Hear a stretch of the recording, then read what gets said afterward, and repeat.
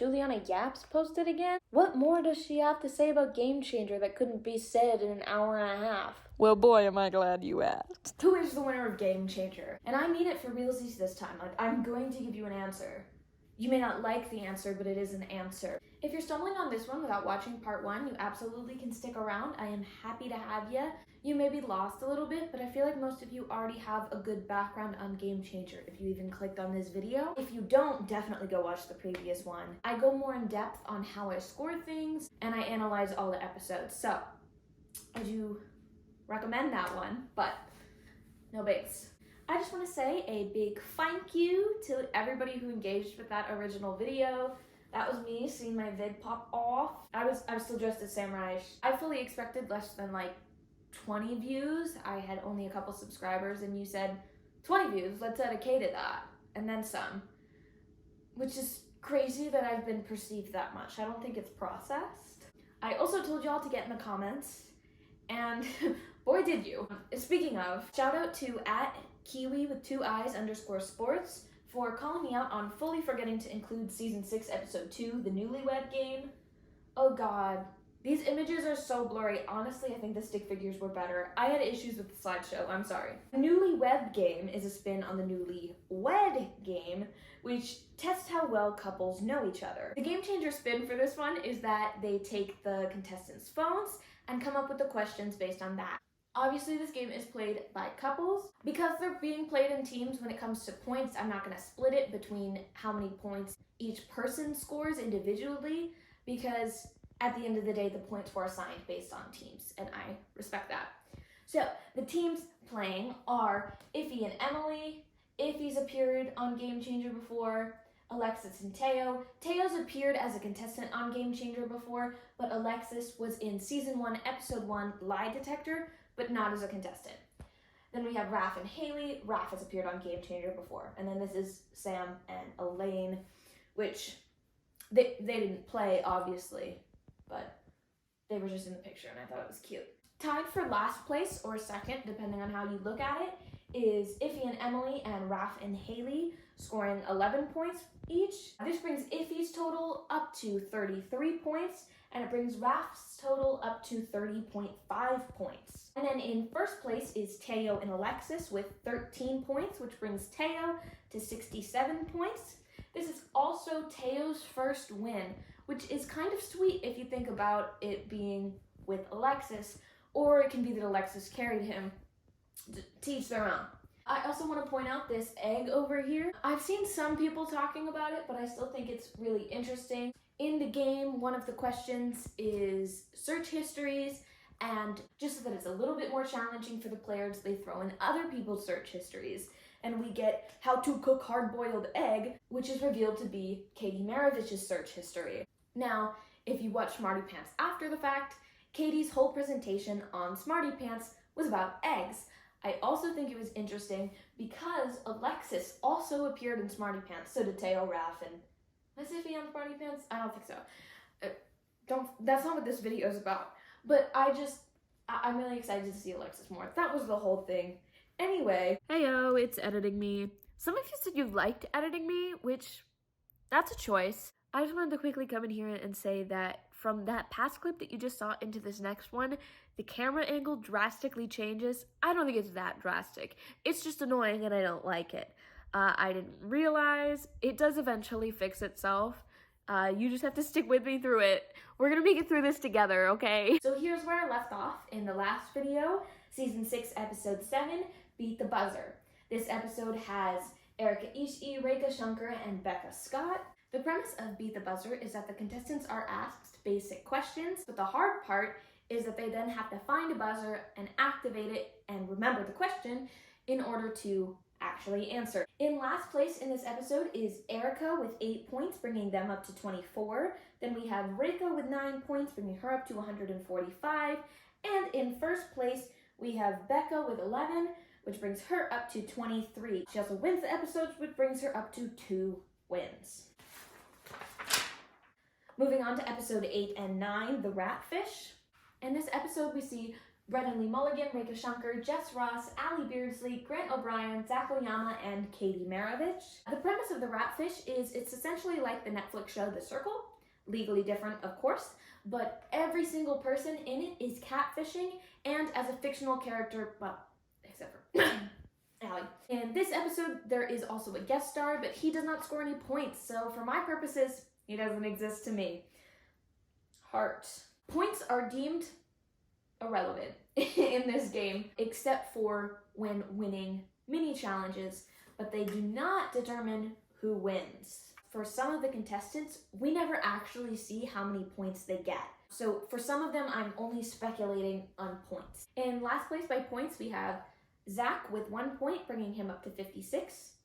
Then we have Grant with 5 points, bringing him up to 149. Then we have Jess with 10-ish points, bringing her up to 147.5.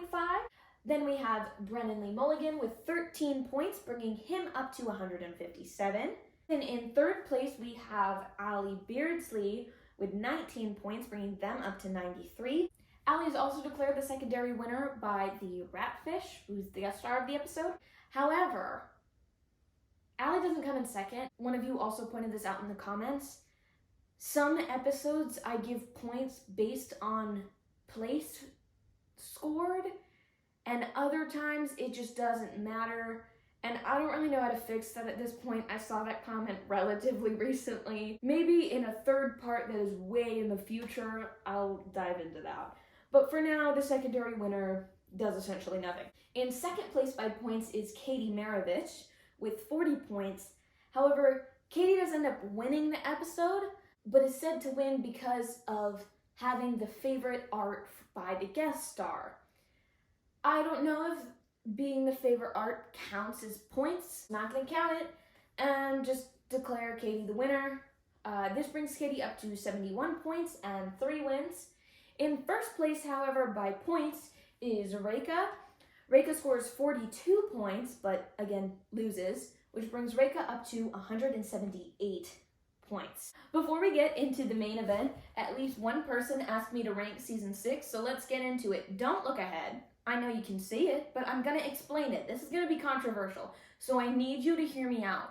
I honestly am so unsure about this ranking, but I've watched the whole season so many times that I think I'm actually losing my mind. Let's just get into it. In 8th place, I put Pencils Down. I kind of, also because of this video, have a parasocial relationship with a lot of the members of the cast. And so when at least not one dropout person I really know is a contestant, I feel a little bit weird, it feels wrong. And that's no fault to the players, it's no fault to the game. I think I genuinely just lose it. I love art, but I'm not crazy about watching it happen. But I still love this episode. I feel bad. I like all of these episodes. This is so crazy. Oh no, my point! I buffed it! I fucking buffed it! So then in 7th place, I put Deja Vu. Don't hate me, because it's the origin of the weenus, and I like it for that. And it has, fire editing. The editing is really good. Having to rewatch this one over and over again does make me feel crazy, for lack of a better word. Think about having to rewatch an episode that the whole premise is that it just keeps repeating over and over again, and then having to watch that episode over and over again. It starts to go lower and lower on the list every time I watch it. And it's no fault for them. Nobody's supposed to be watching that episode this many times in a row. Then I have 2nd place and 6th place. Don't hate me. It's funny. I watched it on, actually, this TV, and my mom walked in and she found it funny. It's not my favorite game mechanic. It's ones like these where, yeah, we got a good reaction out of the players, but I don't know, it doesn't leave room for completely going off the rails, even though, it did go off the rails. I don't know how to explain it, okay? It's just here. Then in 5th place, I have Beat the Buzzer. Originally, Beat the Buzzer was where 2nd place is. I'm not so sure about their placements here. They could be switched. I don't really know. This just feels slightly better to me. At the end of the day, I think I just really admire all of the work that went into making Beat the Buzzer work.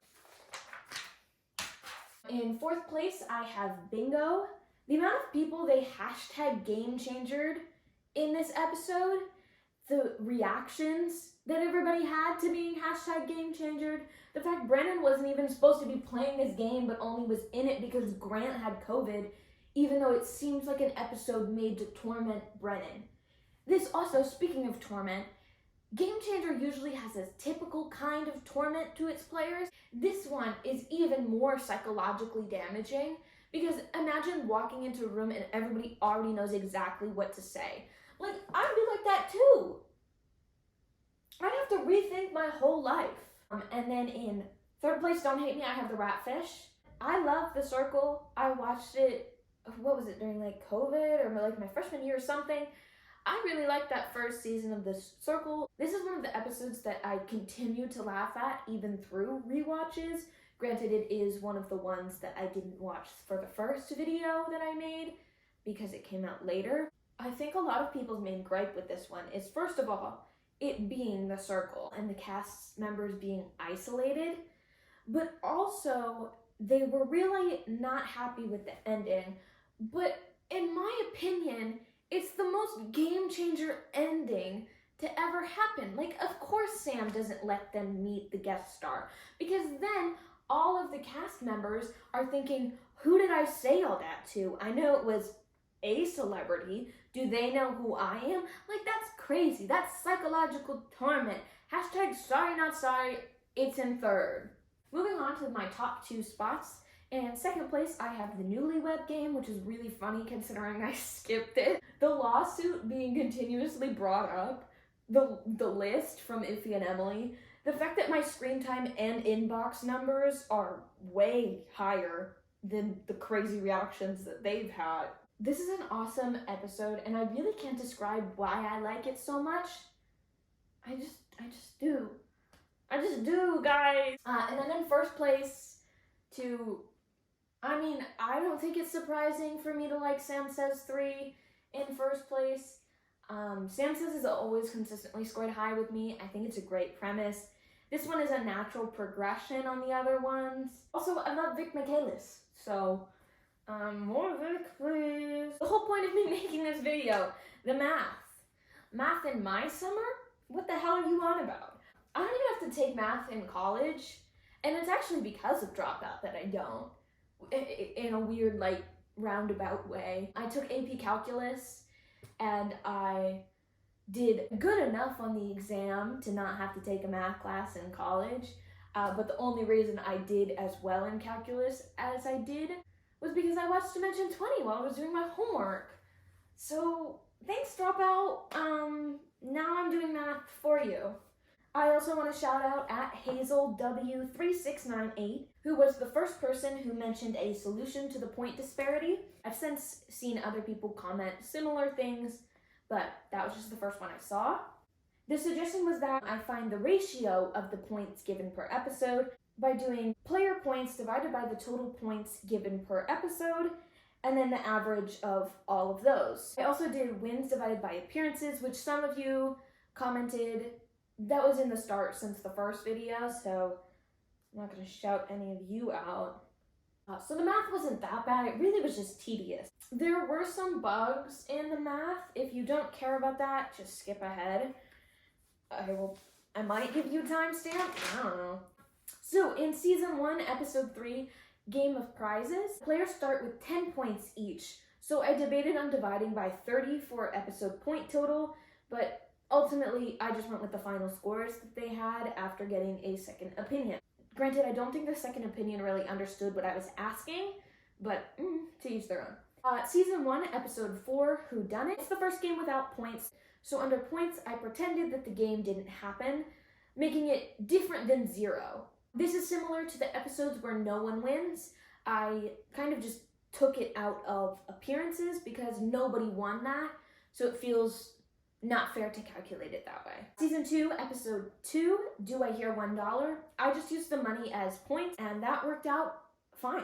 Season 3, episode 5, Ham It Up, is the first one with 4 contestants. Math-wise, I should probably do something different, but I don't know what, so I won't.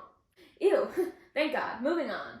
If you remember last time, these were our notable players that I mentioned would probably be the winners. Mike Trapp would win by points. Grant comes close by points and by wins, but isn't really in the running until you take into account the prizes he's won, because he's won a lot of prizes. Brennan does pretty well in both categories, and Reka and Jess do well pretty much by just wins. Spoiler alert, most of these people change. You won't, yeah.